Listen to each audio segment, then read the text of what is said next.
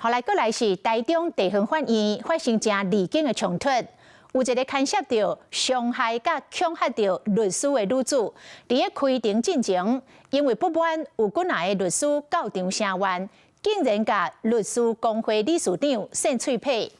代志发生的当下，周围真侪律师拢话讲，这个女子是现行犯，但是女子并无采用现行犯来逮捕。法官嘛甲案件改做不公开来审理，不爱互记者甲声援的律师入去法庭。为什么安尼做呢？台中地方法院有背回来看这个报道。敢冒这么多人来，记者名单拿出来啊！穿白衫的查某人伫咧法庭外口，一直对现场的民众讲，甲记者的名单摕出来，所落来伊雄雄动手，甲穿律师衫的律师扇嘴皮，甲边的人拢惊到。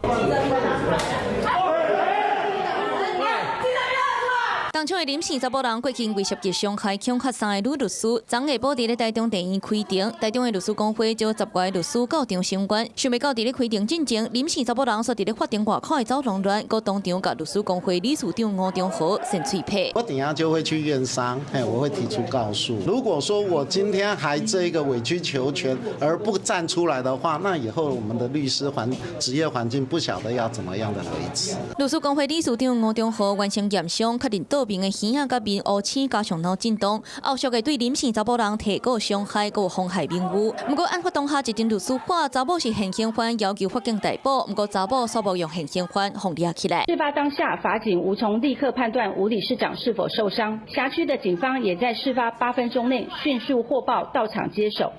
因此，本院当下并未发动现行犯逮捕。现场审审的法官佮原因法院组执法，甲案件改做无公开审理，保护其他的律师甲记者到法庭内底。台中地院解说，当下是考虑到林姓查某人伫咧今年2月把情绪失控，涉嫌恐吓帮听民众的行为，当下佮伫咧法庭外口有失控的行为，若公开审理有妨害公共秩序的可能，才会做出这项决定。